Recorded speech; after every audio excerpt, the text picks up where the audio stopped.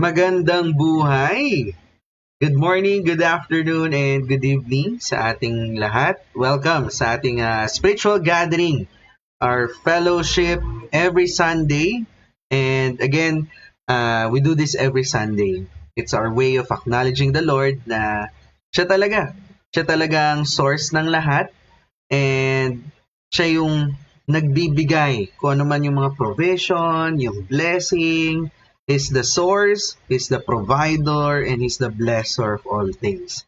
And kung nandito ka ngayon, baka nakita mo to sa feed mo, baka may nag-tag sa'yo dyan sa comment section, or maybe sinend sa'yo ng friend mo, or baka team replay ka. Welcome! And I really believe that God Himself invited you here tonight para mas makilala mo siya. At kung sino man yung nagbigay sa iyo or baka nakita mo to, ginamit niya lang, no, yung platform or yung taong yan para makapanood ka dito. Alright? And of course, no specific religion, just pure relationship with God. And dahil may paparating na buhos at nag-uumapaw na blessing bago matapos ang taon sa iyo ngayon, of course, napakaganda ng napakaganda ng pag-uusapan natin ngayon. Ready ka na ba? Diba? And tonight kasi, pag-uusapan natin ay isang bagay na halos lahat ng tao gustong maabot. Diba? Pero madalas, mali ang definition. So ano ba yung definition natin usually ng success? Di ba? Yan ang magandang topic, di ba? Kundi dito natin pag-uusapan ngayon yung tinatawag na God-made success. Yung tagumpay na hindi napuputol kahit anong unos yung dumaan, hindi nangihina kapag may down season at hindi nabubura kahit may famine tulad ng kay Joseph. And to prepare our hearts, move muna tayo sa Grateful Genesis. Of course, we always, yung mga na consistent, na nakasubaybay sa atin, we always do this consistently. Diba? Our Grateful Genesis. Because, of course, we always begin with a grateful heart. Tama? Diba? Yan ang pinakamasarap na ma-enjoy natin. Diba? Yung gratefulness or yung gratitude na tinatawag, no? Kaya, before anything else, sagutin mo muna to. Ano yung isang bagay na pinasasalamatan mo kay Lord? Na hindi pera, hindi material, pero yung tunay na blessing. Kasi doon natin nasusukat kung saan naka-anchor yung heart natin. Sa provider, hindi lang sa provision. Share mo naman dyan sa ating comment section or dito sa Zoom kung gusto mo rin. Diba? Gawin nating space to na full of gratitude. Ako, pinagpapasalamat ko first and foremost is life. Praise God for purpose. Kasi kung wala na tayong purpose, di sana wala na tayong life. Diba? And the mere fact na nandito ka, nanonood ka, nasa Zoom ka man, nasa live ka man, nasa replay ka man, diba? Madaming tao hindi na umabot this November. At magdi-December na nga. Come on! Diba? Kaya, thank God for purpose. So, kung ikaw yung tao na hindi mo pa alam yung purpose mo, well, isa lang ang malinaw, may purpose ka pa. Kasi buhay ka pa. Alright? And ako, I thank God as well for my family. No? I thank God for my brother. Ganda Ganda kasi for the past 2 weeks, nandito ako ngayon sa Dasma. And nakaka-bless, no, yung bonding, yung quality time, and of course, yung fellowship, di ba? Kasi yun ang kagandahan kapag surrounded ka na ng mga believers, di ba? Especially your family, na hindi na lang siya basta hindi na lang siya basta quality time, hindi na lang siya basta nag-e-enjoy, but you're now doing fellowship, di ba? Na built on the foundation na may wisdom ni Lord. Di ba? And sobrang sarap. And I thank God as well for my mom na nasa UK ngayon. No? Thank God for her life. At talagang na-enjoy niya ang bakasyon niya doon. No? Thank God for the breakthrough, di ba? And I thank God as well for the people na mga nakakausap ko this week, no? Mga strangers and even mga partners as well, no? I thank God sa wisdom na binibigay ni Lord, no, na sa mga nakakausap natin. And I thank God for time, no? I thank God for technology. I thank God for this Zoom. I thank God for our live. I thank God for the platforms that we are using, because this would not all be possible if God didn't give ito, no, yung wisdom ng technology, no? Thank you, Lord. Okay? I thank God as well for our mentors sa UAE ngayon, no, na talagang despite their busyness, talagang hindi nakakalimutan mga musta, and talaga namang hindi lang mga musta personally, mga musta spiritually. Come on, thank you, Lord. Diba? And ako, I thank God as well for the moment that we are having right now for this spiritual gathering. I thank God for our pastor, no? Na kahit nasa province at sobrang busy din, di ba, with his ministry, hindi niya talaga nakakalimutan gawin ito, o di ba?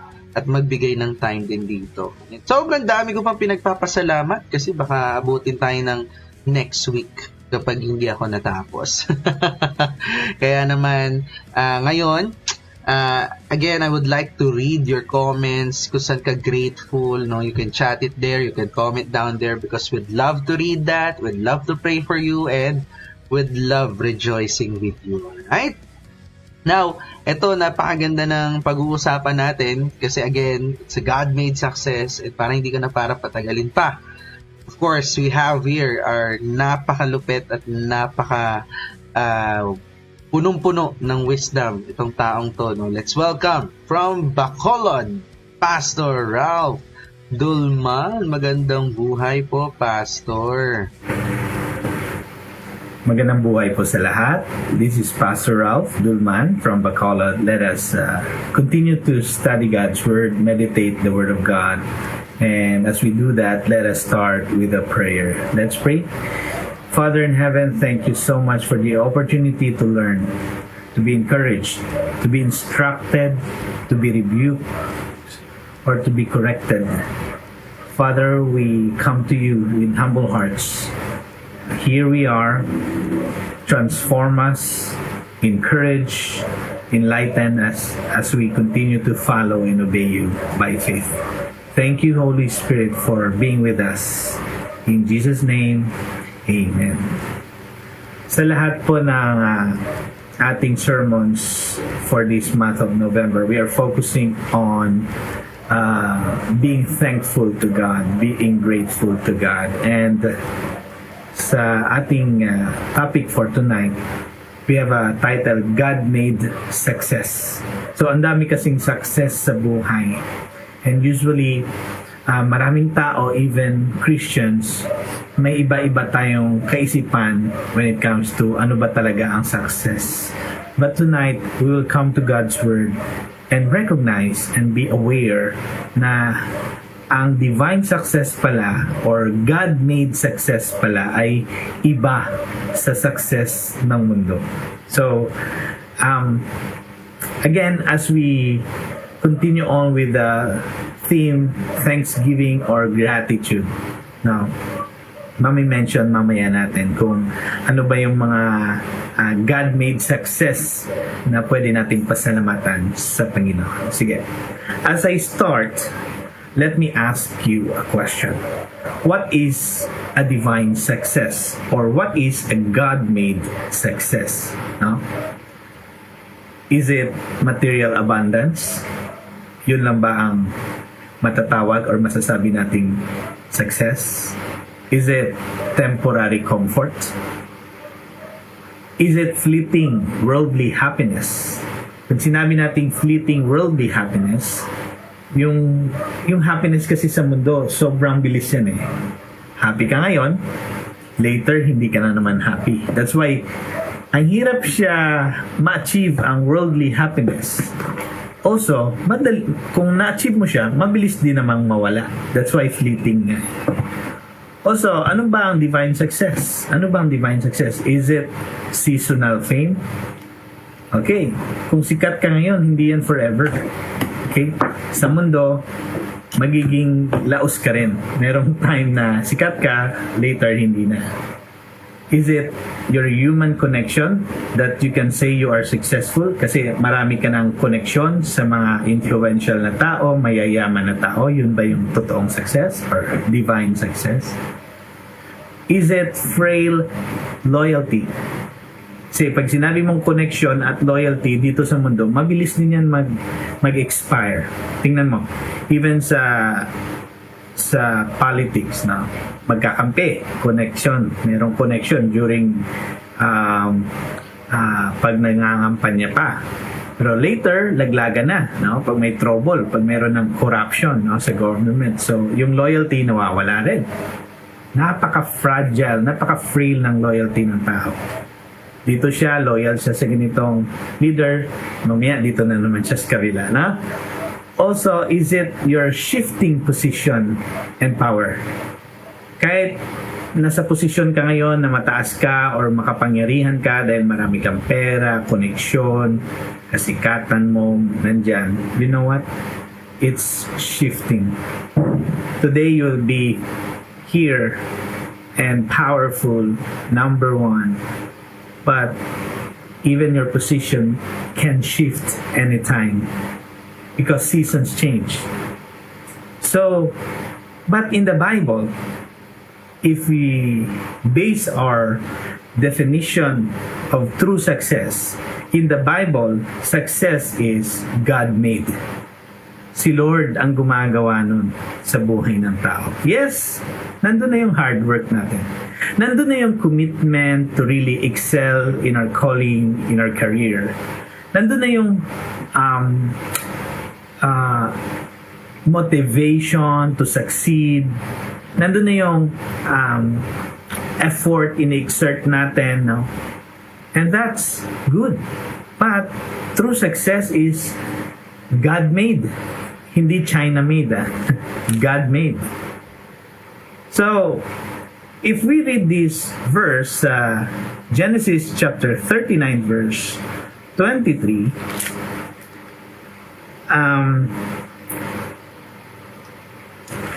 napaka-iksi niya pero meron niyang konteksto, no? I-explain ko na lang along the way. Basahin ko yung verse Genesis 39:23. The keeper of the prison paid no attention to anything that was in Joseph's charge. Merong charge kasi si Joseph, no?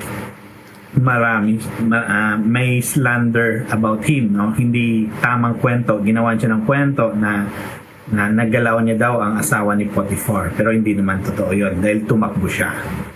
Pero nakulong siya kasi mas influential yung wife ni Potiphar at si Potiphar mismo. Talagang he is an official of Pharaoh in Egypt.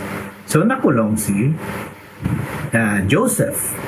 Pero yung warden ng kulungan hindi nakinig sa charge. Bakit? Sinabi dito, because the Lord was with Joseph.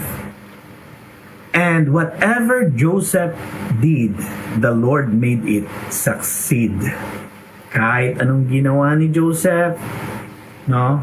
Noon nung nandun pa siya bilang helper or servant or slave doon ni Potiphar, nag-excel siya because God is with him. At kahit nandito na siya sa kulungan, ginawa pa rin siya ng warden na in charge of all the prisoners, no? Kasi nag-excel nga siya, no? Kahit doon sa kulungan, ginawa siyang leader. So dito natin makikita that Joseph succeeded in life because God is with him. Yun yung totoong success. So what can we learn from him? Diba? Again, ang keeper of the prison, hindi siya nakinig sa mga bintang kay Joseph. Instead, tinalaga niya pa si Joseph as in charge of all prisoners. Hindi siya nakinig sa mga charge against Joseph because the Lord was with Joseph. Klaro yan. Yun ang totoong divine success or God-made success. And that's number one truth. True God-made success or divine success is this.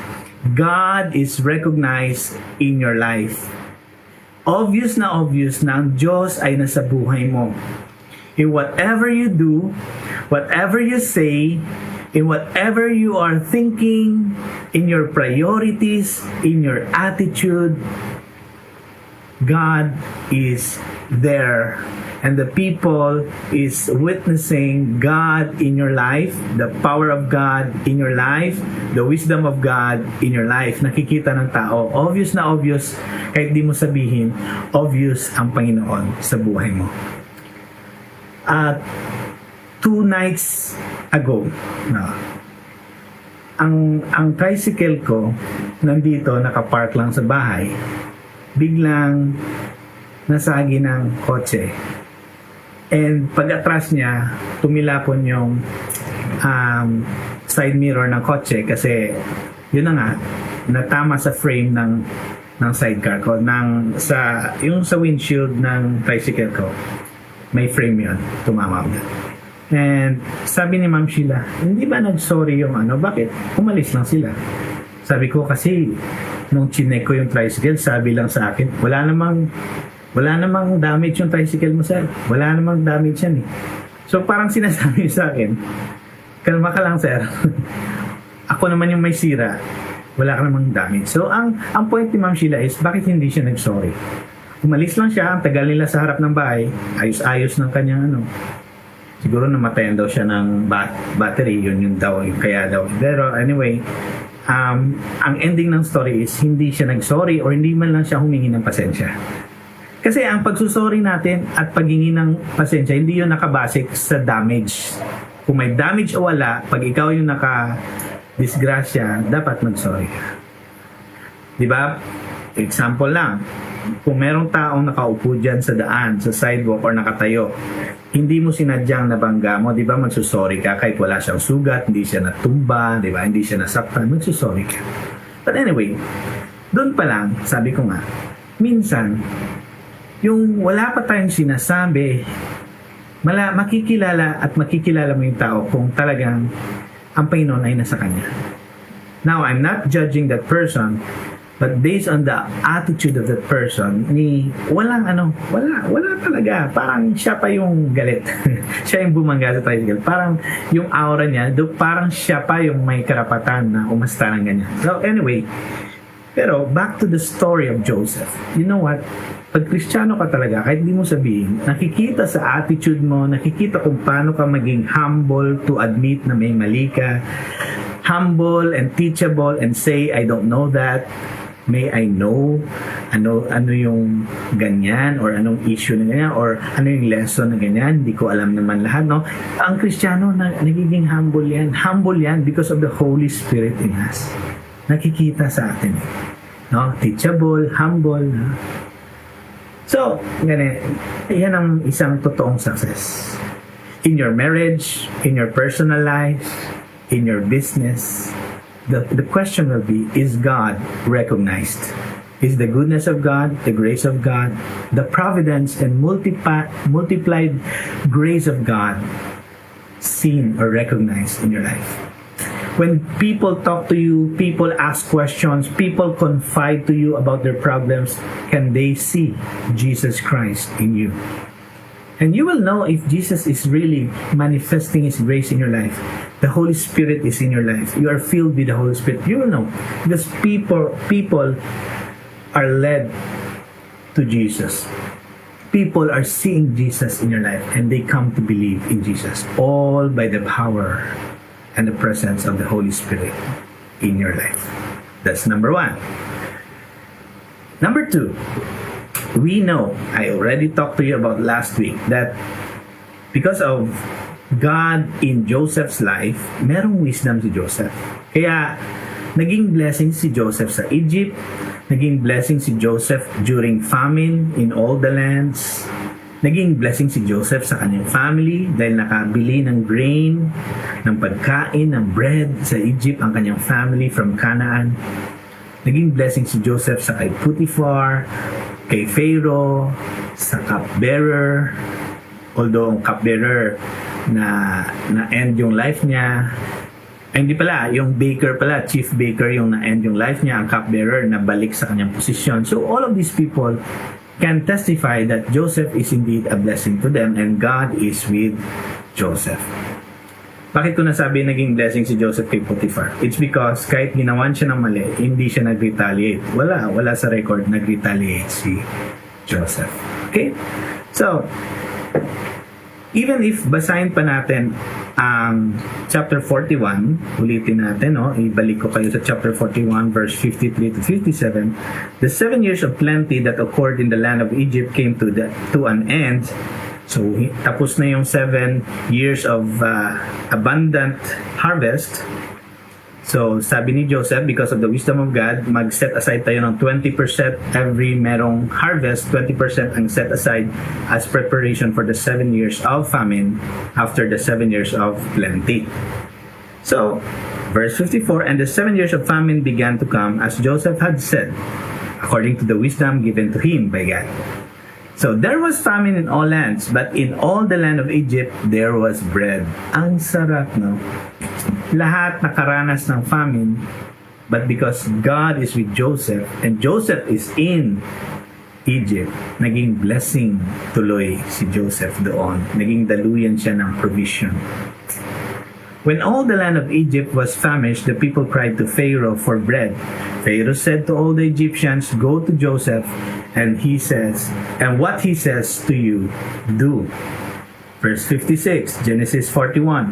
So when the famine had spread over all the land, Joseph opened all the storehouses and sold to the Egyptians, for the famine was severe in the land of Egypt.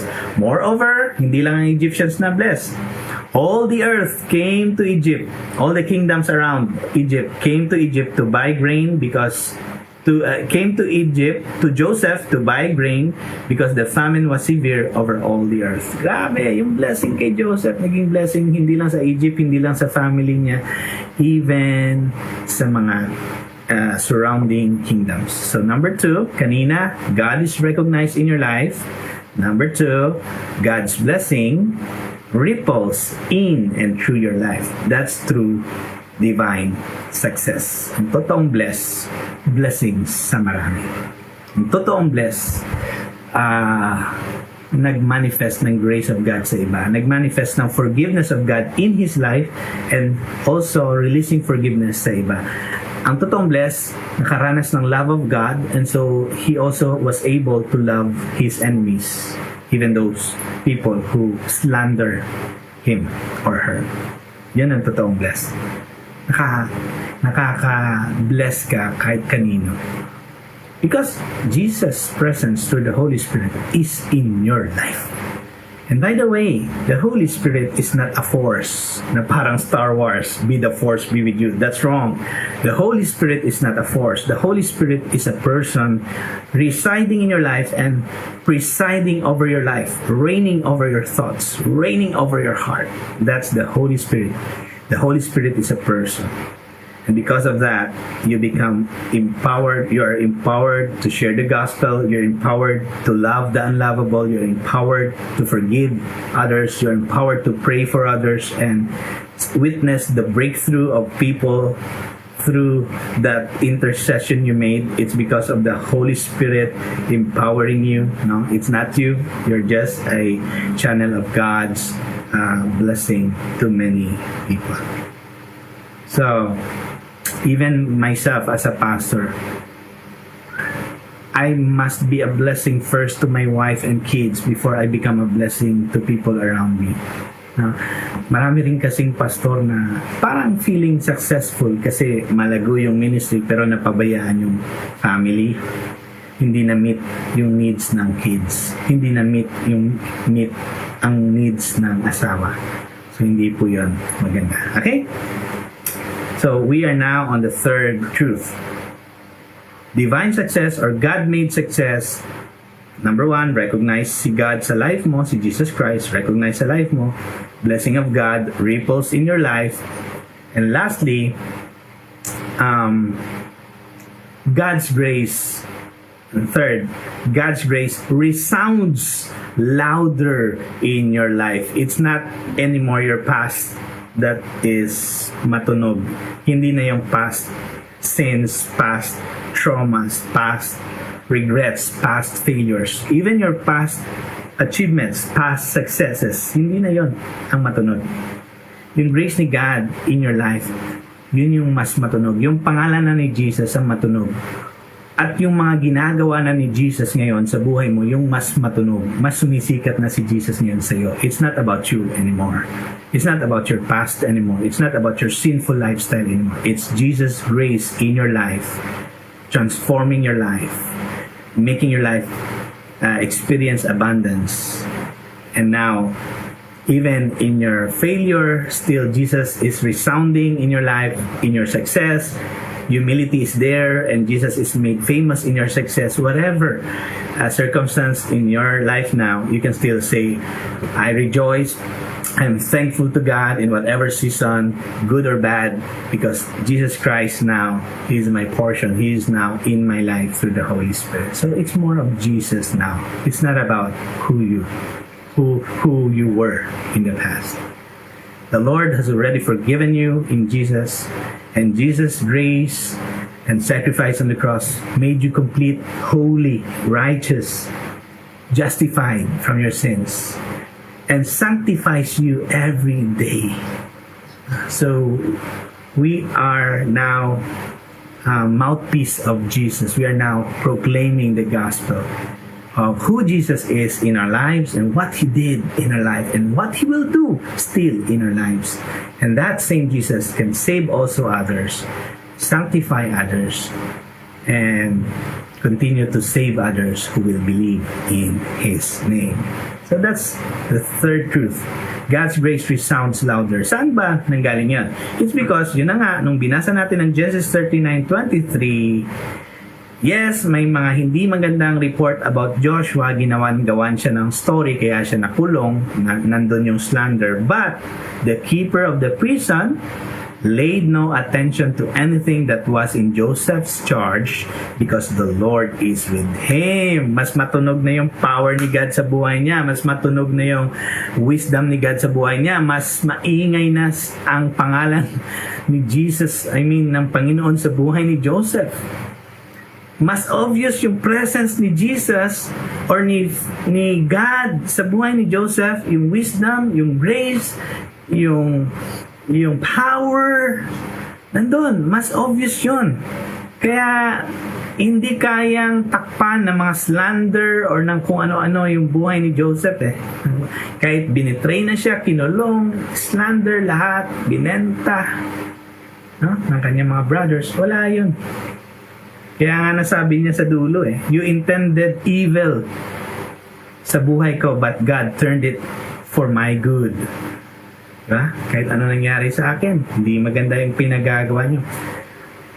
God turned it into a testimony. So that's it. True success or God-made success is this. God is recognized in your life. God's blessing ripples in and through your life to others. And God's grace resounds louder in your life. It's not about your past anymore. It's not about your fame anymore. It's about Jesus Christ. And every time you have the testimony and the platform like this, kahit online lang ito, grab that opportunity to tell others, it's all God. It's not me, it's all Jesus Christ. Saving me, justifying me from my sins, forgiving me on the cross. Now, He's purifying me to be more like Him in attitude, in character. And now, I am a servant of God. And I'm now speaking on His behalf. It's all about Jesus Christ. More of Him in less of me, sabi nga ni John the Baptist. So again, true success is God-made success. It's not man-made success. It's not temporary success. It's not all about material things.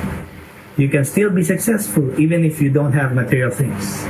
Because even it could be you are poor, but Jesus is recognizable in your life. You could be rich and still Jesus is being lifted up in your life. So whether you are poor or rich, in sickness or in health, you are struggling or having this breakthrough, you are a failure or you have this success, you are progressing or you are now struggling, whatever that is, if God is recognized in your life, that's true success.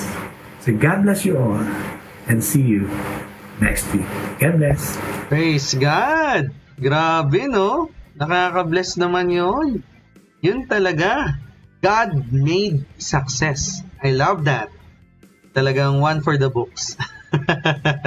Dito natin makikita na talagang yung wisdom na nanggagaling sa tao, hindi talaga reliable, no? Kumbaga, lahat pala na kailangan nating malaman is nasa Bible, di ba? Kita mo, even the definition of success, talagang ipinakita at talagang ipinaintindi sa atin. Thank you, Pastor Ralph, no? I love that our message talagang it revolves around, or the Bible shows us success in a way totally opposite sa mundo. Diba? Ang galing yung mga pinakita kaninang bullets, diba? Hindi siya seasonal, hindi siya temporary lang. Kumbaga, hindi yan sa dami ng connections mo na nawawala kapag may issue. Diba? Again, God-made success is rooted in God's presence, God's hand, and God's purpose. I love that. Doon pa lang sa number 1, no? Na nakikita talaga si God sa buhay mo. Grabe, no? The Lord was with him, and whatever he did, the Lord made it succeed. Kapag hindi pala totoo yung sinasabi ng mundo, no? Na, ay, may Lord yan, boring na yan. No? Galing, no? Ang ganda nito kasi, again, si Joseph, hindi naman siya successful dahil sa posisyon niya eh. Wala nga siyang posisyon eh. 'Di ba? Preso siya. 'Di ba? Hindi rin dahil sa tao kasi nakalimutan nga siya nung 'di ba? Yung cupbearer. 'Di ba? Iniwan siya, nakalimutan siya. Hindi rin dahil sa skill kasi marami namang magaling eh. 'Di ba? But he succeeded because God was with him. And even yung yung chief nung jail, 'di ba? Na-recognize din eh. So kahit pala unbelievers nare-recognize kapag nasa si Lord. Grabe, no? Kasi yung success na hindi halata si Lord, doon mo mapapansin na yun yung success na mabilis na nawawala din. Temporary lang. Pero pag yung success mo na si Lord ang nakikita above all else, yun yung success na kahit anong unos, kahit anong sitwasyon, kahit anong bagyo, hindi talaga matitinag. 'Di ba? Kasi parang lang yun sa business or whatever you are doing, na kung gusto mong pagkatiwalaan ka ng tao, dapat kita si Lord sa lifestyle mo 'Di ba? Sa integrity mo, sa excellence mo. Because people don't buy what you sell. They buy the favor they see in your life. 'Di ba? Grabe yun, ang dami na be-bless at blessing tong taong to. 'Di ba? Grabe yun, ang laki na ng pinagbago niya. But pinagbago hindi dahil sa negosyo niya. Kumbaga, it was a tool na ginamit ni Lord. Pero nakita, mas umangat yung opportunity, mas umangat si Lord more than the opportunity you have. 'Di ba? Kaya, pag tiningnan ng tao yung buhay ko, no, you ask yourself, pag tiningnan ba ng tao ang buhay ko, kita ba si Lord? O ako lang? Ako yung magaling. Ako yun Diskarte ko yun Hindi, ako yun Di ba? Kita ba si Lord? Kasi kung puro ako ang bida, edi mali na agad yung foundation. Di ba? And gusto ko rin yung to number 2. Actually, this has been a topic for how many weeks na. Nasabi ko nga, if your foundation, di ba, pag yung foundation mo, parang baso yan. Kapag tama ang foundation mo, kapag binuhusan niya ng tubig or blessings, di ba pag walang butas yan, aapaw yan Then dahil apaw na, tuloy-tuloy pa rin naman si Lord Bubuhos siya pa rin yan. Pag umaapaw na, edi nakaka-bless ka na ng iba. Kaya, kasi nag-uumaapaw na di ba? Pag sobra-sobra ka, mas madami ka nabibless Pero kapag yung foundation mo, yung baso mo, puro butas, na kahit anong salin, kahit anong salin, natatapon, tumatagas. Diba? So I love this, yung God's blessing ripples in and through. Grabe yun, in and through your life. Grabe, no? Yung sa story, diba? All the earth came to Egypt to bind grain from Joseph. Na sino ba si Joseph? Diba? Si Joseph na alipin dati. Si Joseph na preso dati. Si Joseph na pinagbintangan. Diba? Galing. Again, Joseph's success wasn't for him alone. Naging blessing siya sa buong Egypt at sa buong mundo. Kaya doon mo makikita, alam mo, may pattern yan eh. Yan ang signature ng success na galing kay Lord. Hindi lang ikaw yung umaangat, kundi lahat ng natatouch mo. Lahat ng, alam mo yun, lahat ng connected sa'yo, sa buhay mo. Imagine mo, no? From you to your family, to your cousins, to your second, third, fourth degree, fifth degree, hanggang sa hindi mo na alam, hanggang sa apo mo sa tuhod. Then eventually, your province, to your city, to the country. Come on! To the world! Grabe ang impact, no? Kaya kung blessing ka lang sa sarili mo, hindi pa yan success. Comfort zone pa lang daw yun, ayon kay Lord. Grabe, no? I love this. Pero kapag nagiging blessing ka na sa iba, yun talaga, ibang level na yun. No? Kasi, eto, nabibless lang din ako in this opportunity that I had. No? That this business, kasi your business should lift people, not just for profit. Kaya, sorry to say, yung mga nagpapautang, di ba? Some consider it business, but alam mo, mali talaga. No? So, dito pa naman sa Pinas, napakadaming pautangan. Di ba? Lahat na ng pwedeng pagkautangan, iniisip na ng mga Pilipino. Mapa-appliance man yan, alam mo yun, gadgets, cash, lahat. Di ba? Para lang may instant gratification. Diba? So again, your business should lift people, not just profit. Your business should be honoring kay God. Kasi yung success na hindi nakaka-bless sa mga nakapaligid sa'yo, it may be to your team, maybe to your family, or maybe to your clients, hindi yan God-made. Ang ganda nga tumatak sa akin yung sinabi ni Pastor na before you become a blessing to others, dapat blessing ka rin sa family mo. I love that. Grabe tumatak sa akin. No? Na before you minister to somebody else, minister mo muna yung mga malapit sa'yo. Diba? Galing. Kumbaga parang sa business, kung ikaw lang ang yumayaman, pero yung mga relationships mo naghihingalo, ay may mali. Diba? Kaya ask yourself, sino ang nabibless kapag umaangat ka? Sino ba nabibless dahil umaangat ako? Kung walang naaapektuhan, walang ripple na nangyayari, di ba? Pag ripple, yun yung, pag dinot-dot mo yung tubig, gumagano, no? Nagwe-wave. O di ano ka pa lang, droplet ka pa. Tulo pa lang yung mo, di ba? Yung blessings. So again, kapag umaangat ka na, sino ba ang nabibless? Kung wala pa, ano ka pa lang, patak ka pa lang. Diba? And number 3, God's grace resounds louder in your life. I love that. Diba? Again, from being alipin from the pit, naging preso to the prison, naging halos right hand ng Pharaoh to the palace, from pit to prison to palace. And through it all, isa lang ang talagang pinakamaingay na nangyaring achievement sa kanya, which is the grace of God. So by God's grace. Nung lagi ko nire-remind. Actually, parang 2 beses ko na nabanggit sa team huddle namin na again, hindi po totoo na ibibigay sa'yo ni Lord kapag deserve mo na. Because binibigay talaga ni Lord kahit di mo deserve. Because that's the grace of God. Come on. Diba? Ibibigay niya. Kaya nga, ang tanong lang is yung foundation. Binibigay niya kahit di mo deserve. Kaya yung foundation, kahit butas-butas yan, binubuhos yan ang binubuhos. Kaya feeling mo kulang, kaya feeling mo parang nawawala, is natatapon kasi. Diba? So, make it right. Have a relationship with God. Know Jesus. Diba? Kilalanin mo talaga. Diba? Kasi that's the foundation eh.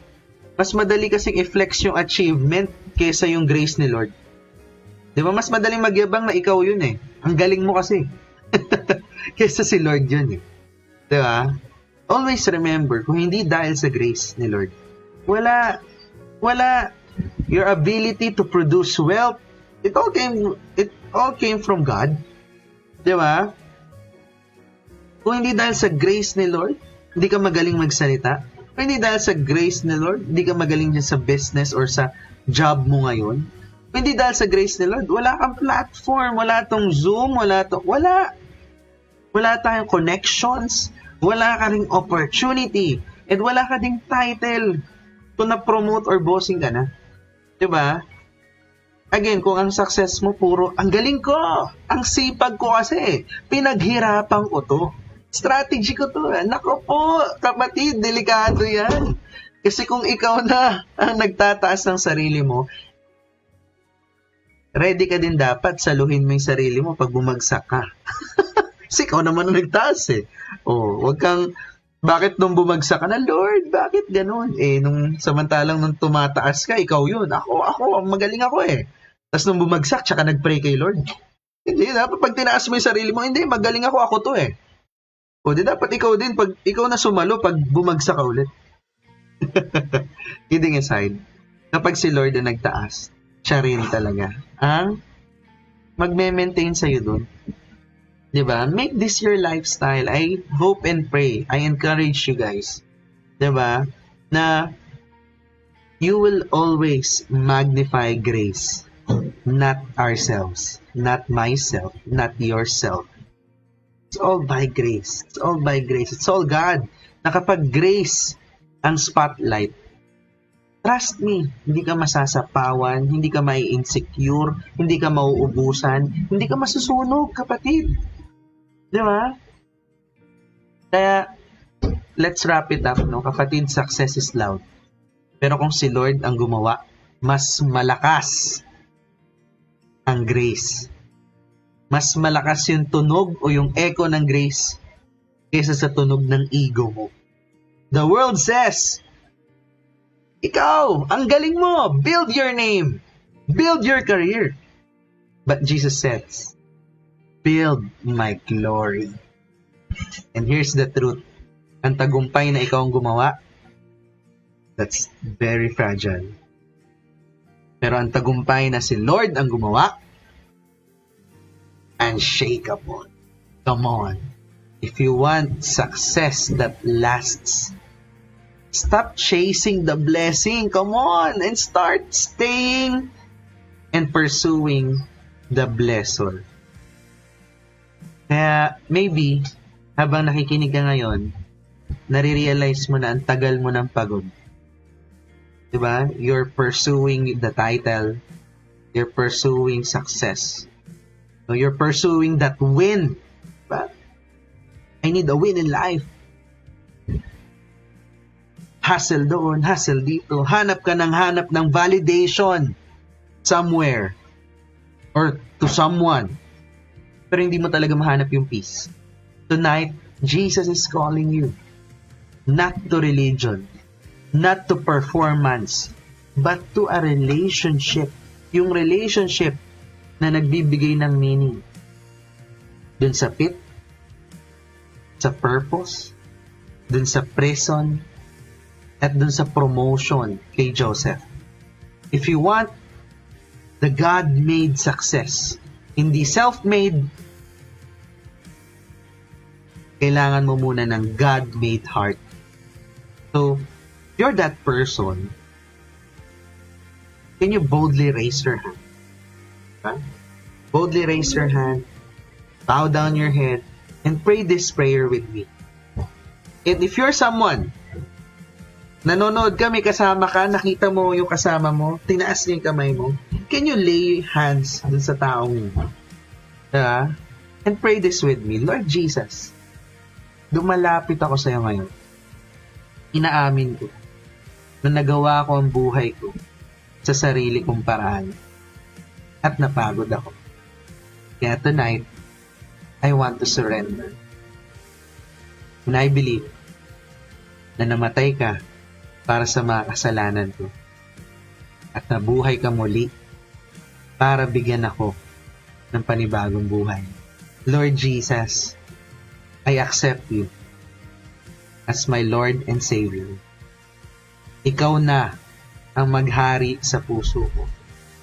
Baguhin mo ko, gamitin mo ko, at gabayan mo ko every day. Starting tonight, I belong to you. In Jesus' name. Amen! Amen!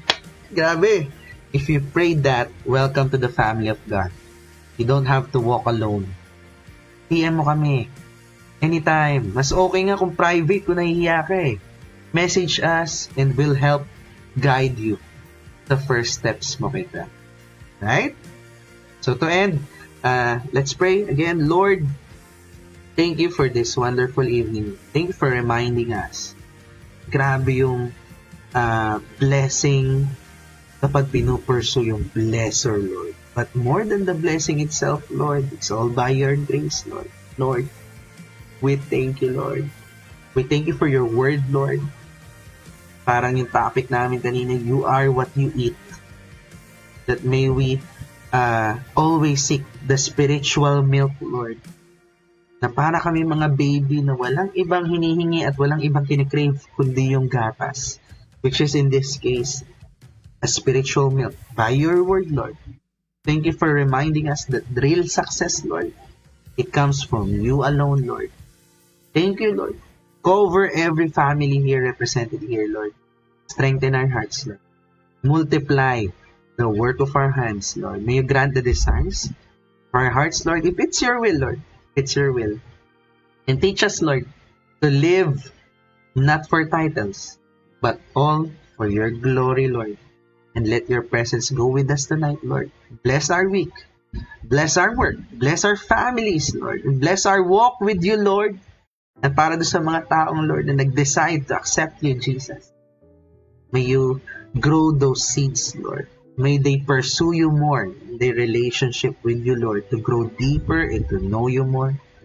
And I declare Numbers 6:24, everyone here, may the Lord bless you and keep you. May the Lord turn His face towards you, be gracious to you. May the Lord lift up His countenance to all of you, give you peace that surpasses all human understanding, give you abundance, divine providence, and breakthrough in the last remaining days of 2025. May you know your purpose. All of this. Love you, Lord. We declare your mighty name. Everybody say, Amen, Amen, Amen. Thank you, Lord. God bless you and see you next Sunday. God bless.